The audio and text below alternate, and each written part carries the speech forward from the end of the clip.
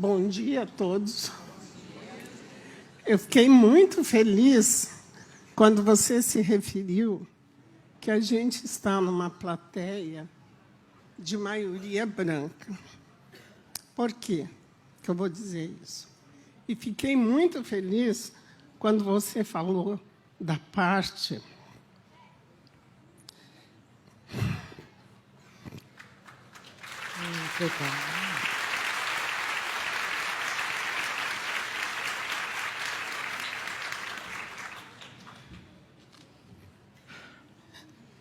Desculpem. Quando você falou da parte da educação, eu sou de uma região do sul, você já pode imaginar, do sul do Paraná. Quer dizer, eu vim do interior do Paraná, lá do mato, estudar em Curitiba. Tive ontem a palestra das moças sobre a mãe. Me tocou profundamente, que eu sobrevivi e sobrevivo hoje como brasileira, porque tive uma mãe que fez de tudo, passou por tudo que era humilhação, para que nós estudássemos.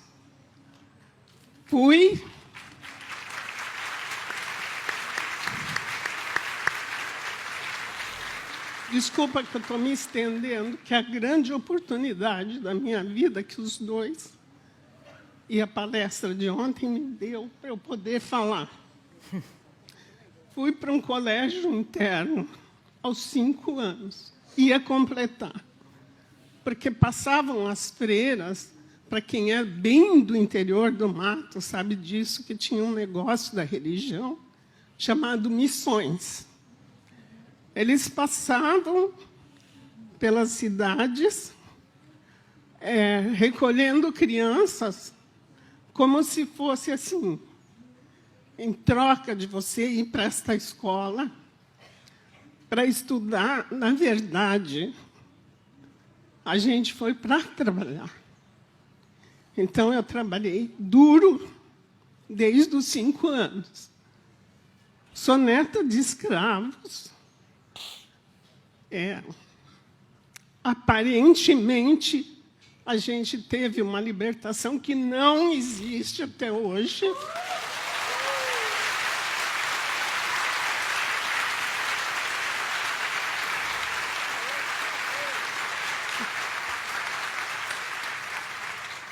Então, vou ser bem rapidinha. Eu vou contar só uma história que marcou a minha vida. Não vou ser tão rápida assim, porque eu não tenho. Eu vou contar uma história que marcou a minha vida, que dos 6 anos eu senti a diferença. Amadureci aos 6 anos. Que as freiras contavam a seguinte história. Que Jesus, que eu demorei muito para aceitar o tal de Jesus, porque eu era contra tudo e contra quem acreditava também. Então, as freiras contavam a seguinte história, que Jesus, Deus, criou um lago, um rio, e mandou todos tomar banho.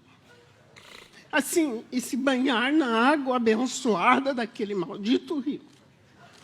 Tá? Aí, as pessoas que são brancas é porque eram pessoas trabalhadoras, inteligentes, e chegaram nesse rio, tomaram banho, ficaram brancos. Nós, como negros, somos preguiçosos, e não é verdade, porque esse país vive hoje porque meus antepassados deram condição.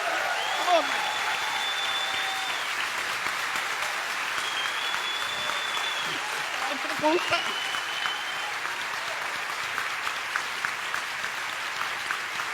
Calma, fica.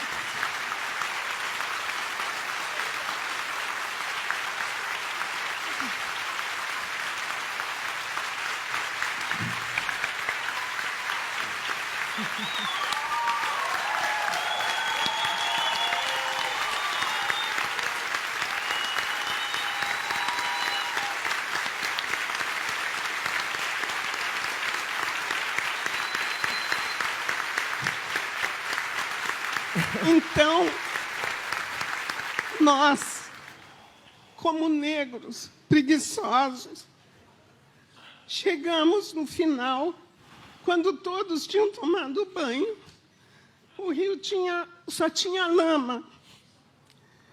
Então, como a gente era preguiçoso, então nós temos a palma da mão clara e a sola dos pés, porque nós só conseguimos tocar as mãos e os pés. Aí você saiu, por isso que a gente tem as palmas da mão e os pés claros. Isso ela explicava, ela contava a história para contar para os brancos como a gente era preguiçoso e não era verdade. Isso não é verdade, porque senão a gente não teria sobrevivido. E eu sou uma sobrevivente pela educação, pela luta da minha mãe, que nunca...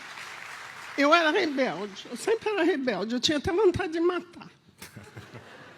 Mas a minha mãe falava assim, eu falava, não vou mais para a escola, porque ela tinha que pedir caderno, lápis, lavava roupa para os outros em troca de material escolar. E daí ela dizia assim, eu falava assim, e porque eu tinha que entregar também as roupas na casa, para ajudar minha mãe. Então eu falava assim, não vou mais para a escola. Ela dizia assim para mim, com um gesto que ontem eu me lembrei da palestra das mães, o que você guarda de sua mãe? Ela falava assim, porque se ela falasse não, eu ia contra ela. Ela falava assim, olha bem para a mãe. Olhou. Eu falava, claro que eu estou olhando, porque eu era rebelde, né? Aí ela dizia assim para mim, então, olhou bem, se você quiser ser como a mãe, não vá para a escola. Eu virava com a minha rebeldia, que hoje ela está no outro plano, e eu converso muito com ela e agradeço tudo que ela fez por mim. Aí eu falava assim, igual a senhora, nunca que eu vou ser. Ela falava, só tem um jeito, vai estudar. E eu pegava meu caderninho e saía correndo para a aula, acreditando. Então, eu acho que a gente, como negro, não é querer ser vítima, porque eu não sou. Eu sou grata à minha mãe. E grata também a algumas, com raras exceções, porque quando ela falou do racismo, eu falei para a moça aqui do meu lado, eu falei, ela não está falando de Portugal. Ela está falando do Brasil nos dias de hoje. Né?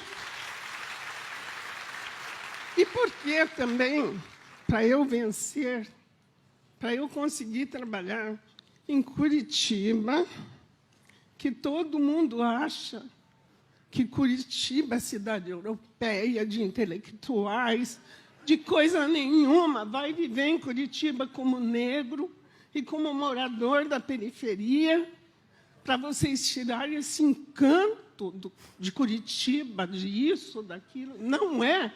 Na real, não é. Não é. E é tido como uma cidade evoluída porque é europeia. Porque é uma cidade europeia. Tem as coisas boas em Curitiba. Na realidade, tem. Mas os cotistas negros, índios, sofrem o preconceito dentro das universidades e, o mais ainda, em Londrina, que é uma das maiores cidades do norte do Paraná, que tem grandes universidades, os indígenas perderam a bolsa de R$ 400 de ajuda, porque o nosso governador, meu não, o governador do Paraná, cortou a bolsa. Então, assim, eu não quero desistir. E eu fui uma professora muito assim, defensora dos meus alunos, e fui uma pessoa que trabalhou na época da ditadura. Então, como eu falava com os meus alunos, como eu falava, às vezes, professora, porque eu não quero mais, porque isso, porque eu falava, não. Aí eu contava a minha história para eles, não como miséria, como sofredora. Eu falava como vocês são capazes. Você tem 2 olhos, 2 braços, você pensa, você quer ser respeitado, seja melhor que ele, estude, que ele vai precisar de você e ele vai te respeitar. E eu era considerada, na minha escola, como subversiva, porque eu passava isso para as crianças. Então, é isso que eu tenho que falar, que a minha história é longa, mas eu, com todo o preconceito, com todas as coisas, venci. Estudo até hoje. Aí as pessoas falam, mas por que você quer? Não, é porque eu quero, é para a minha cabeça. Eu quero raciocinar. Eu quero saber o que eu estou lendo, o que está acontecendo com o meu país, o que está acontecendo comigo. Obrigada.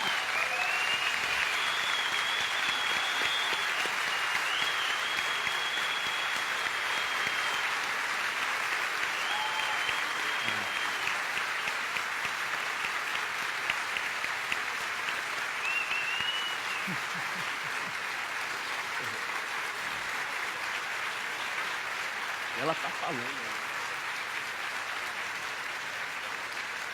Como é o nome? Professora, qual é o seu senhora, nome? professora? Como é seu nome, professora? Diva Guimarães. A senhora quer matar a gente, dona Diva? Pelo amor de Deus. Meu coração está aqui assim, pequenininho. Obrigado pela coragem de contar a história. Que bom. E a senhora falou uma coisa muito importante que eu quero falar junto com a senhora aqui. A gente precisa fazer um pacto de investir em educação pública de qualidade. Não podem sucatear a educação brasileira. A escola pública tem que ser valorizada. O professor tem que ser valorizado.